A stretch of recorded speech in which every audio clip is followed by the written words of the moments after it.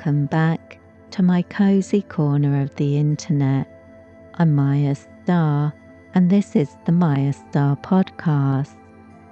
I teach energy healing courses online through Mayastar Academy, share spiritual guidance and mystical musings on the Maya Muses blog, and provide healing, ritual, and spellcasting services.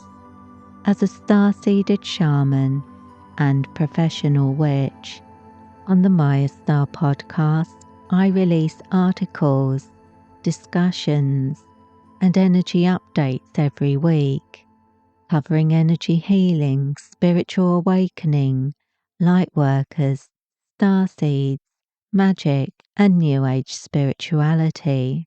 This episode is being re-released with upgraded audio and new cover art to coincide with the launch of the new Mayastar Podcast YouTube channel. Please check it out and make sure you're subscribed so you don't miss any of the new content coming soon. And welcome back to my cozy corner of the internet. I'm Mayastar, and you're joining me for a new unscripted video. And as always, I come armed with notes, but nothing too structured to work with, so we'll be meandering through and we'll just see how it goes. I'm hoping I've done something better with the lighting. The lamp behind me is becoming the bane of my existence when setting up these videos, so I have to pile some scarves on it to see if I can balance things out. I think I've got it quite good. You can be the judge of that, but if you're listening on the podcast, you're probably thinking, who cares?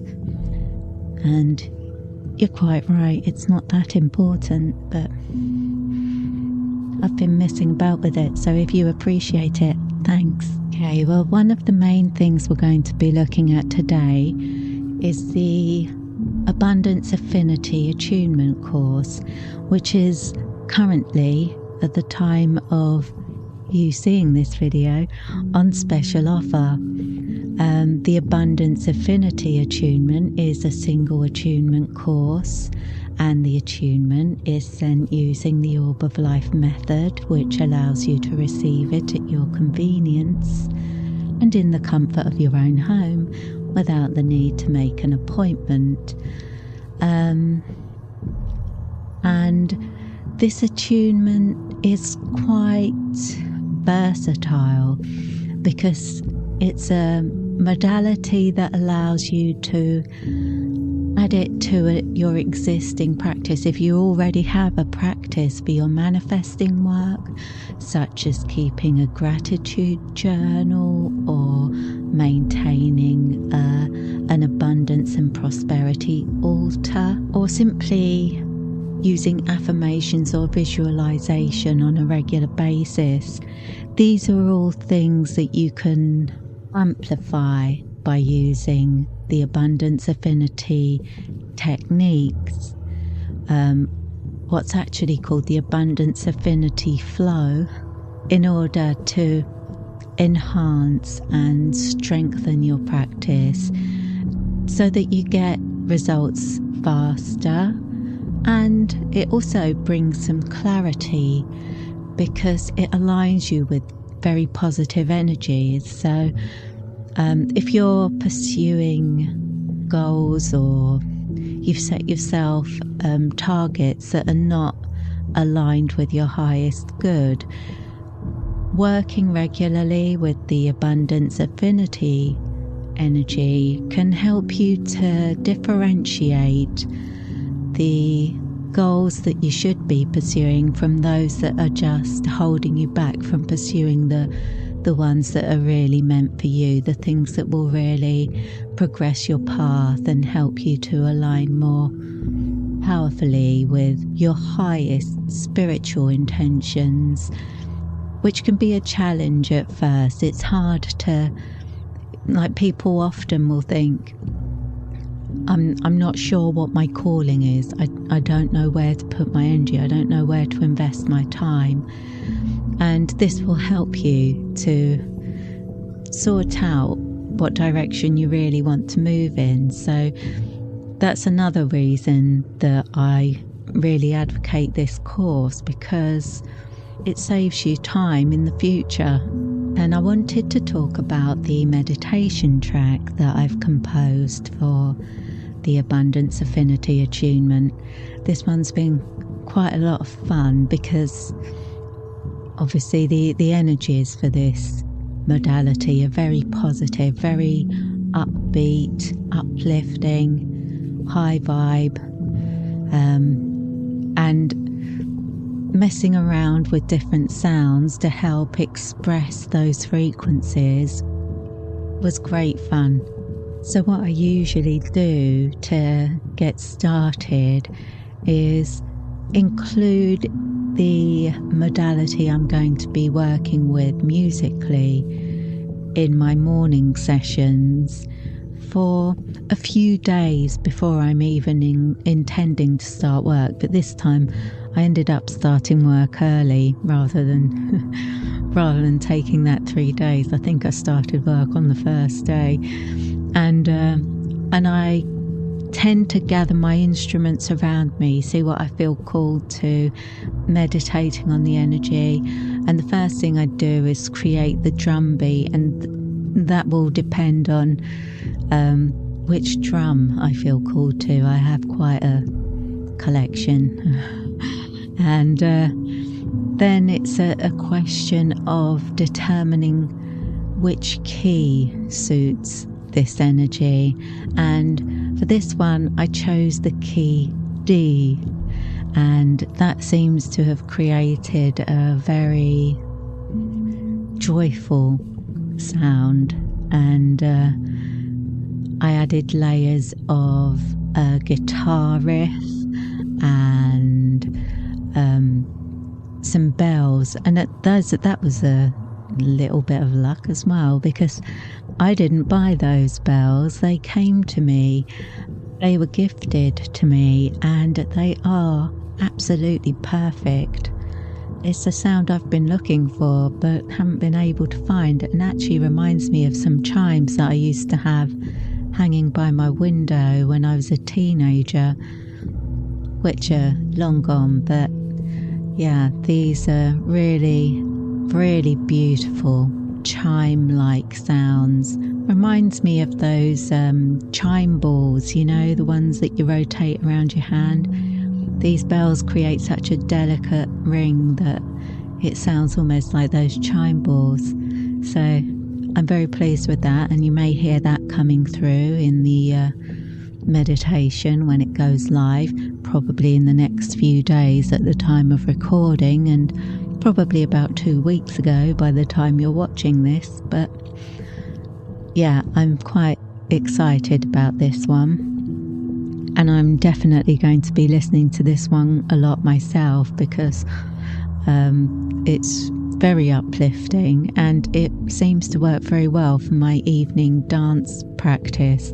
I only do my dance practice on nights where I haven't got full rituals to complete for other people, and because most of my rituals involve a dance opening, and some involve dance invocations as well. So sometimes I can end up doing hours of dance just in my normal work, but occasionally a day comes along where there isn't anything scheduled like that, and on those days I practice my dance rituals in the evening. Sometimes I just work on new choreography for older rituals, ones where I want to refresh it and bring it more up to date, especially now because I'm working with some different runes through my Lemurian work, and so that's adding a new dimension. I'll be interested to see how that unfolds over the coming months. But yeah, things are always evolving, changing, improving, and dancing to my own music is quite a sacred ritual for me. It helps me to explore what I'm trying to create for other people. It allows me to listen to the music in a different way. When I'm creating the music, I'm very tuned into the individual tracks that I put together as I'm trying to mix it just right, get it just right. But when I'm dancing to it, I get to listen to it as a whole, and I feel then like I'm hearing it the way other people will hear it. So dancing to my own music is something that feels like a very sacred ritual for me. And certainly this track is one that I think I'll be using in my rituals for quite a while. And sorry, I seem to have just been whispering on without even covering what we're going to be covering today. But I have left it really vague this time. And the questions that I've got, I didn't have any. Again, it was another case where I didn't have any questions on this specific energy healing course. So what I did was just take a few questions that are related to it, although not specifically about it. Questions where in the course of answering the question, I'm likely to have mentioned the course, or I did mention the course. But I'll get to those at the end. So let's think, what else? What else do I want to cover? Oh yeah, I got more good feedback on these videos, so thank you. I'm really glad you're enjoying them. I'm quite enjoying making them. Like I said, it's really nostalgic, remembering the old Whispering Witch days. Welcome back, my cozy corner of you. I'm not whispering for these videos, but it certainly has the same vibe. And that brings me to something I did want to discuss. Back in the Whispering Witch days, I did get some criticism about my tendency to toxic positivity. So I thought I might take this opportunity to talk about toxic positivity, and especially when I'm working with these energies that are to support your manifesting work. And you know, when you're trying to align with the law of attraction and you're really trying to improve your life, it does sometimes feel like a bit of a battle at first, as you notice that your conscious mind likes to chuck out a lot of self-criticism and judgment, and you may find that every time you think, right, well, I hope and intend that this is what happens next. I hope the future that I'm working towards, and I'm blah, blah, blah, whatever it is. And then your mind pipes up, you'll never do it. You never stick things out. And it's not necessarily your own voice. Sometimes it's the voice of your friends and family, or just the general consensus, the general narrative that is informing your inner dialogue. And so I don't see toxic positivity, or positivity in general, optimism, I don't see it as a negative. But it is something that definitely doesn't fit the universal narrative of being a victim. We do have a tendency to elevate victimhood, and there are certain people who glory in their weaknesses and challenges in a way that allows them to sort of invest their sense of self in limitations and lack. I think that's very unhelpful. And I'm speaking from a position of somebody who is registered disabled and faces serious challenges often. I'm not going to glory in them. I'm not going to focus on them. if I did that, I'd never achieve anything. If you have these limitations, they're with you all the time. You don't need to reiterate that fact. You need to learn to work with it or work around it and that kind of thing. So again, in those circumstances, people claim that positivity is toxic. Well, I would claim that a lack of it is more toxic. It can really hold people back if they're focused always on the glass half empty. How is that more realistic than focusing on a glass half full? Like you could say, the glass isn't always half empty. You don't always have to look at it that way. And you don't always have to look at it as half full. You don't always have to do it that way. And that's fine. But it depends. If focusing on the glass half empty makes you happy, do it. But if it makes you feel a little bit below par, a little bit sad, a little bit focused on what you can't do rather than what you can, perhaps it would serve you better to change the way you think. And you could say, well, that's a bit toxic, isn't it? It's like brainwashing yourself. But do you not think that brainwashing yourself with pessimism and negativity is also brainwashing? It's, you're confronted with negative headlines and things every day. Do you not find that toxic? Does that not bring you down? And a lot of the time, that's something that I notice when I have a flick through the news early in the morning. Half the time, the headlines are not even true. They're just sensationalist, and they're trying to make it seem like things are a lot worse than they are. Because I suppose misery loves company, as they say. I don't love misery, though. I don't really love company. I'm a bit of a recluse, but which is probably why I can manage my positivity and optimism, because I don't accept other people's limitations as my own. But I certainly hear a lot of their limitations. There's people around you always ready to argue for their limitations and weaknesses and make judgments on other people. That's one way to live, and it's not the way I choose to live. And if you find that living that way isn't nourishing your soul, it's probably best to make a note of the people around you and whether they are supporting you or holding you back. And if they are holding you back, think about ways you can protect yourself from that. Think about ways you can just not take on their limitations, even as you go through negative experiences yourself.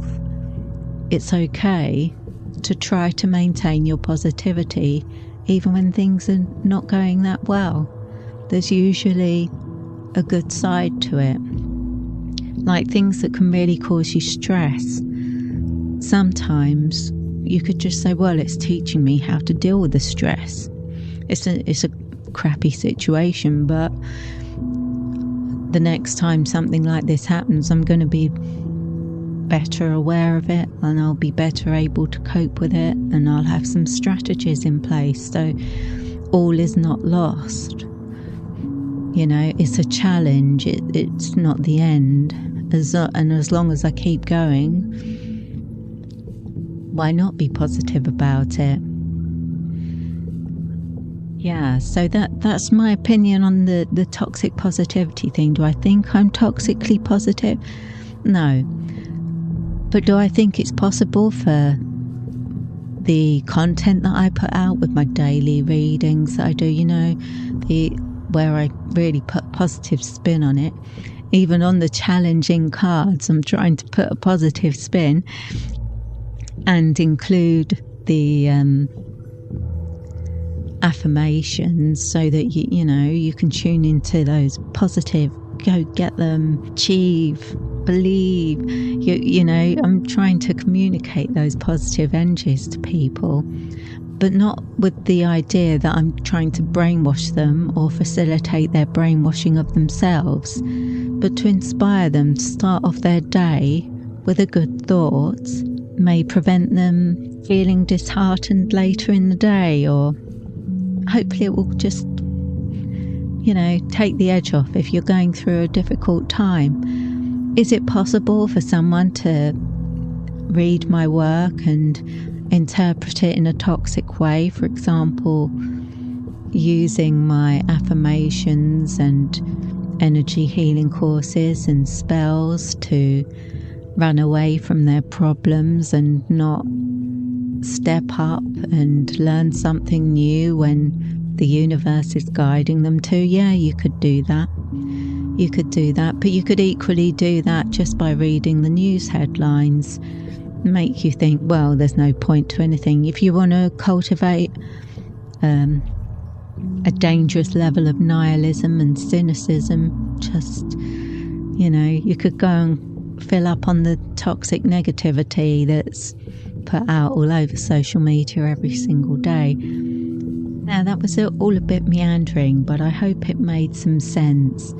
And if you are concerned that you may be a bit too positive for your own good, and you would like to stop, it's such a burden being positive. No, it is if you're around people who make demands that you need to be positive about everything all the time.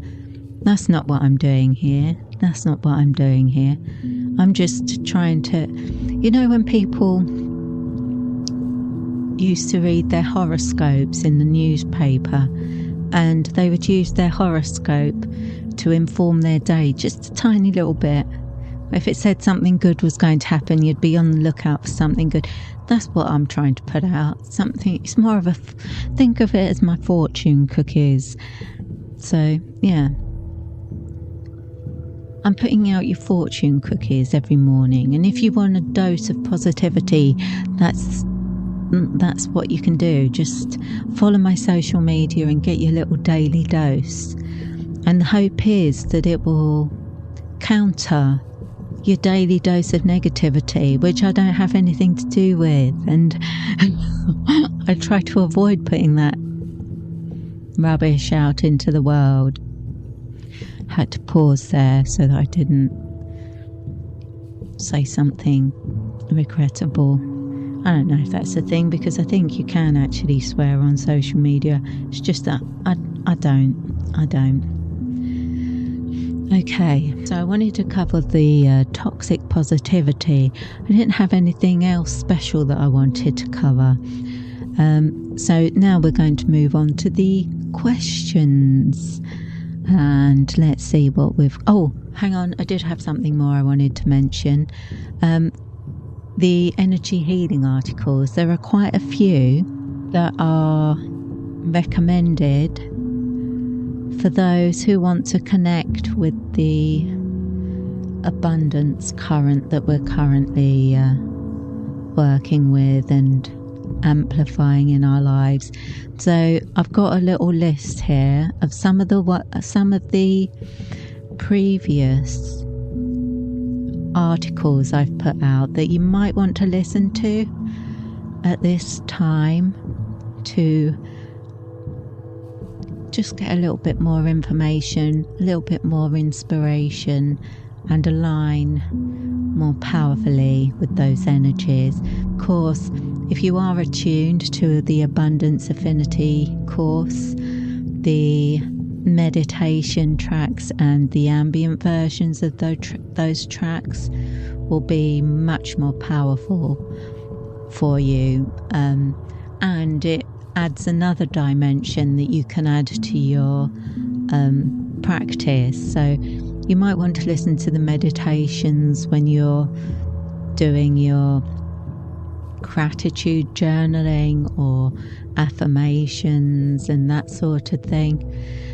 But also there's these articles that might inspire you further and have some ideas for things you can try out.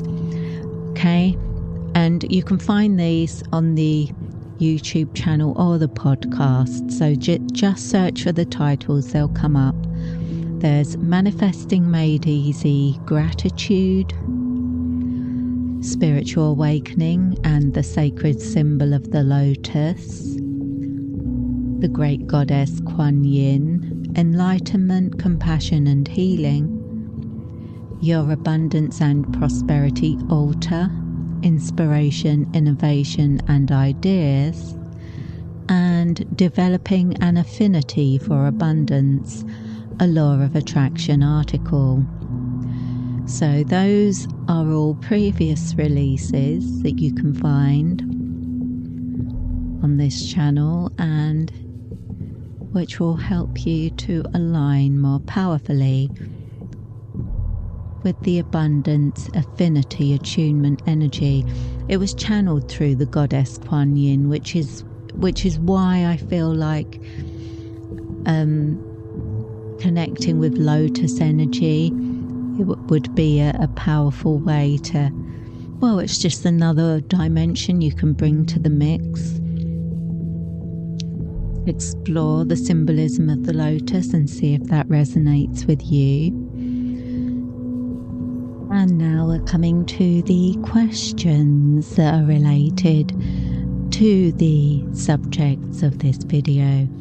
And the first question is, which energy healing courses can help me in my manifesting? Now, I'm going to cheat a bit by visiting my own website, and I will mention that on the top of each page, on the right hand side, if you're on a computer, like a main computer, or in the drop down menu if you're on a mobile, you will find the Abundance and Prosperity course category menu. I put all the courses that are related to that subject on that menu. So we've got the Abundance Affinity Attunement at the top, Archangel Uriel's Prosperity and Progress Activation, Attraction Reiki, Full Abundance Attunement, Lakshmi Golden Good Fortune Activation. That's a beautiful energy. The Manifestation Guidance Program, and if you go to the bottom of the menu, you'll find the Abundance and Prosperity Energy Healer Package, which includes Abundance Affinity Attunement, Lakshmi's Golden Good Fortune Activation, Attraction Reiki, Archangel Uriel's Prosperity and Progress Activation, and reflects a saving of £60 on the individual fees if you take that package. So that there are a number of options that you can take, but if I were to recommend a single course, if you just wanted to start with a single course, I would say the Abundance Affinity Attunement, Lakshmi's Golden Good Fortune, or the Attraction Reiki course would be those I consider the most powerful for somebody who's just starting out with energy work and is looking for ways to enhance their existing practice. So these are courses where I feel that if you already have something that you're doing, these will combine well with what you're already doing and will enhance the effects that you get. They will amplify your results, speeding things up, helping you to align more closely with those high frequency energies and put your own spin on things, like using other people's affirmations. I think sometimes people need to adjust them to their own language so that they speak to them.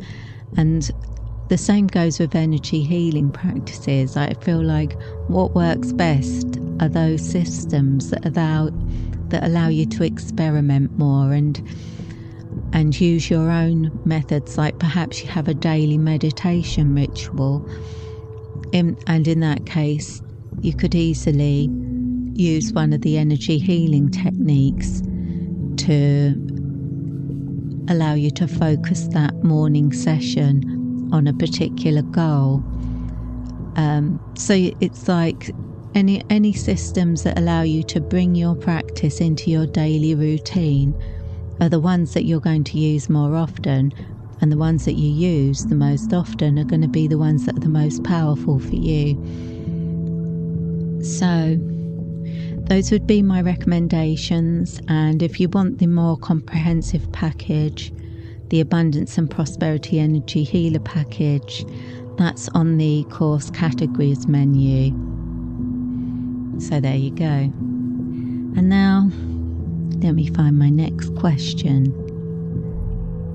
Right, this one wasn't related to abundance affinity, but it was related to an abundance related energy healing modality.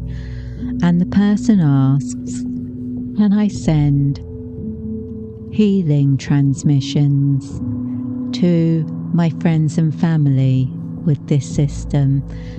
Well, the system they were working with was the full abundance attunement, but the same will apply to the abundance affinity attunement. And the answer is yes, you can.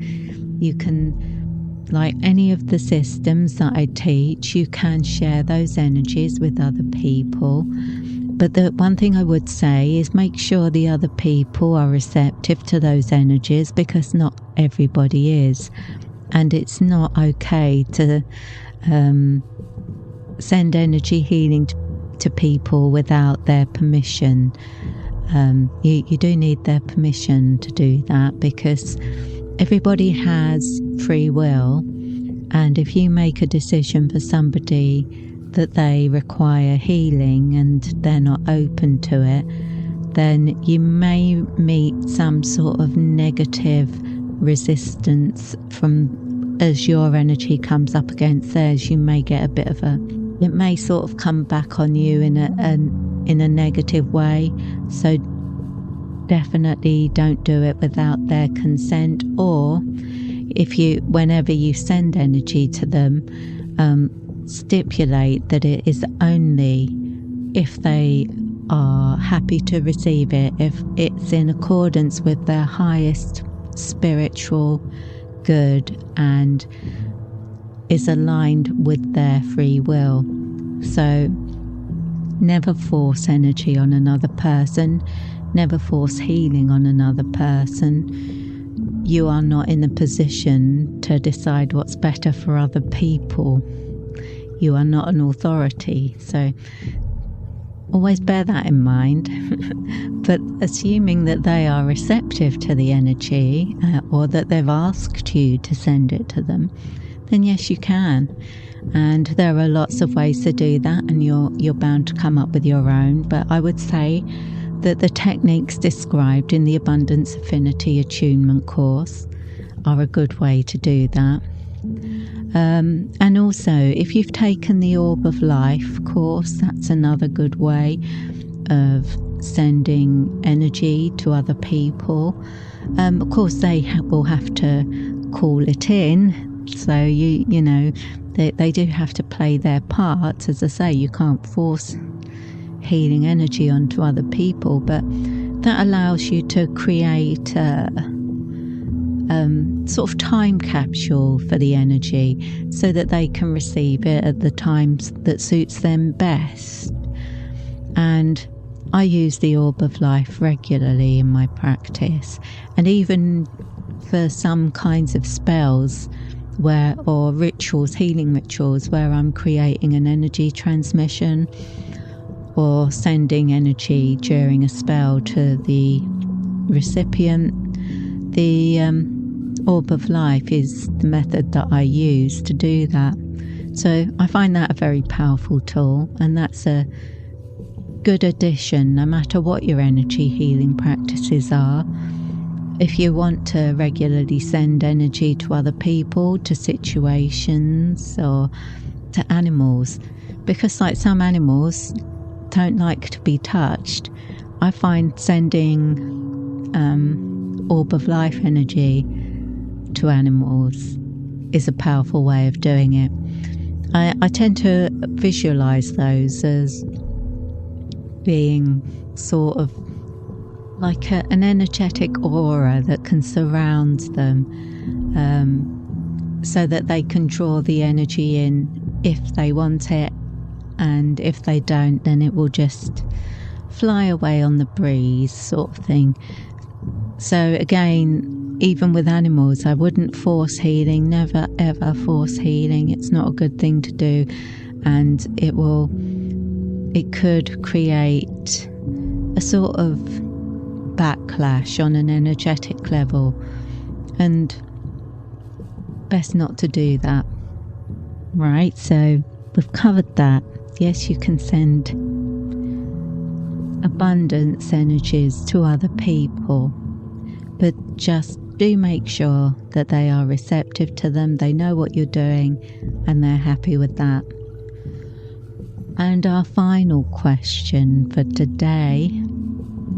Okay, this one's from somebody, I'm not going to go into the details, but they had been rather poorly for a long period of time, going through some tough times with their health, and during that they had felt their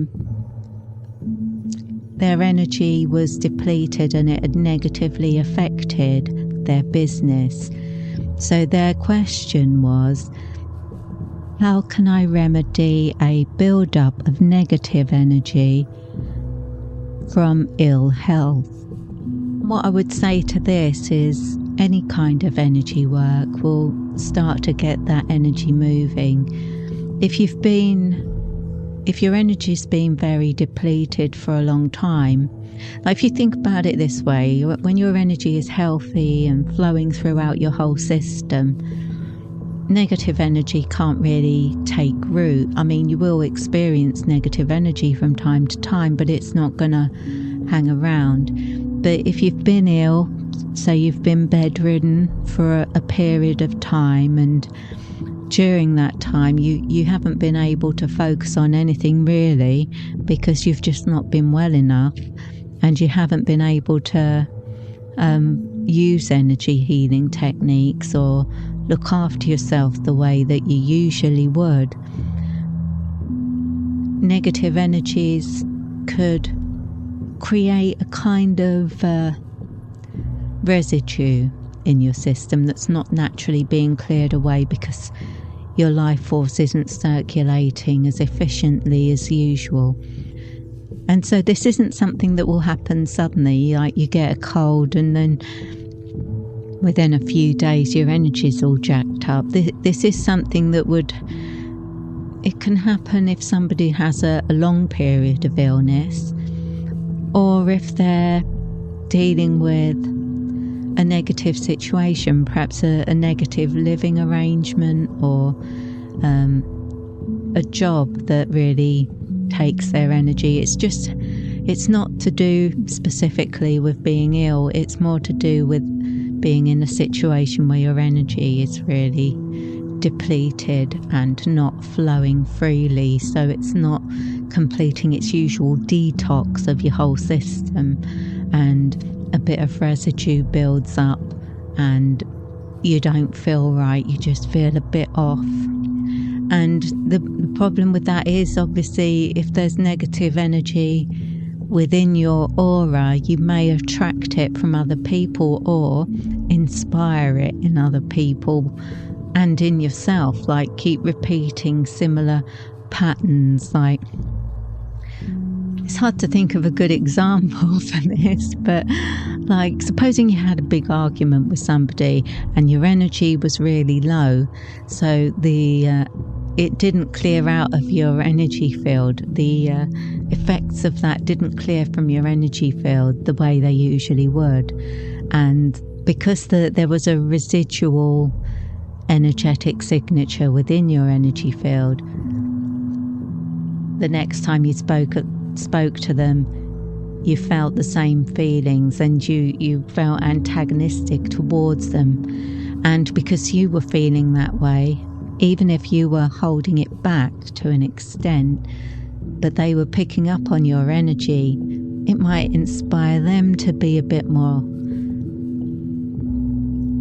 negative with you. So it's a very subtle effect, but it can have quite serious consequences. So for dealing with that, it doesn't have to be positive energies. It doesn't have to be like the abundance affinity, or although the person was inquiring about that because they were actually looking at the option for the luring moon magical intensive, which is a ritual I perform for people that is a 30-day ritual and brings in positive energies, changes things around. If you're in this sort of situation, in their situation, it was an excellent option for them to take. But in order to support that, they also wanted to take a course that they could use every day during the luring moon abundance alignment. So the abundance affinity attunement was one of my recommendations, but any energy healing modality that will get your energy moving and increase the flow of life force is going to be helpful in that situation. So not just abundance affinity. If I were recommending an energy healing modality for somebody in that situation who wasn't particularly looking at the luring moon abundance alignment one, if they were just looking for a course in order to get their energy moving and restore their vitality, I would say Kundalini Reiki, Usui Reiki, the chakra healing attunements, Archangel Raphael's healing matrix would be another good one, and the violet flame attunement actually would be a very good one. That's a good energy for transforming negative energy into positive energy. Very often it's just clearing away the residue from a negative experience to prevent those same energetic signatures from being amplified in your next experience of life. So just helping you to maintain your energy. And I think that's everything that we've got to discuss today. That brings us to the end of yet another Mayastar Unscripted video, and I hope you've enjoyed it. I hope it's been helpful, and I hope you found these words inspirational. If you want to learn more about what I do, I teach energy healing courses, I provide spells for people and healing rituals, and you can find everything on my website at mayastar.net, where you can also join the mailing list to stay up to date on all my latest offerings. And I hope I'll see you again here next week. And in the meantime, I wish you peace, prosperity, and progress in all you do. With blessings.